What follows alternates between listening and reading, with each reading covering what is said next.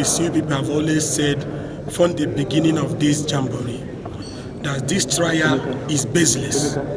Baseless in the sense we are looking at the end result of Buhari's wickedness, but we're not looking at the foundation, the quest for justice, for people to be treated fairly. When this whole thing started, there was nothing involved in armed struggle or insecurity. People were just asking for justice. Is it right to stay in a country that 80% of appointment goes to one section of the country? Is it right? These were the issues that led to this agitation. And what we had expected from the government was to address those grievances. Just to address it.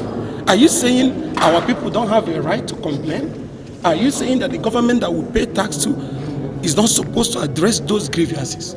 So because people keep on looking at this last end of this struggle, but nobody's looking at Buhari's wickedness, insensitivity, and ethnic agenda that led to this agitation. And like we said before, that this trial is baseless.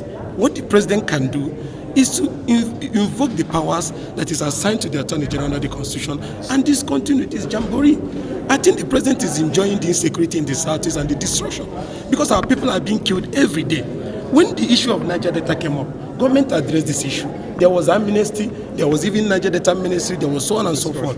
Even when things were happening in North Central, President was even advocating that ancestral land should be given to herders for peace to reign, which was a stupid suggestion anyway.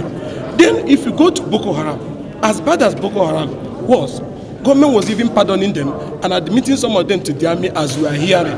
Then what did Nnamdi say? Give people justice, treat people fairly, allow them to have a right to self-govern themselves, which is recognized under the Constitution, under the United Nations Charter on Human Rights. Even the Electoral Act has a provision for referendum. So what I had expected the government to do was to call everybody together and find a way to address those issues of injustice instead of throwing bombs all over Southeast. But I'm happy observing the trial today, and I saw the loopholes and the emptiness of the allegations by the federal government. And we are praying and hoping as opposition that the path to resolution of this crisis is for us to go back to the political roundtable, like the judgment of the court in Umar have even suggested.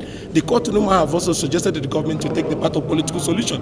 There's nothing in this trial, it's just mere persecution and ethnic and religious agenda. I pray that the president should see reason that the only way to resolve this is to go back to the political negotiation table. And I'm also confident with what we saw in court today, that this thing has nothing inside it and the court is going to throw it away.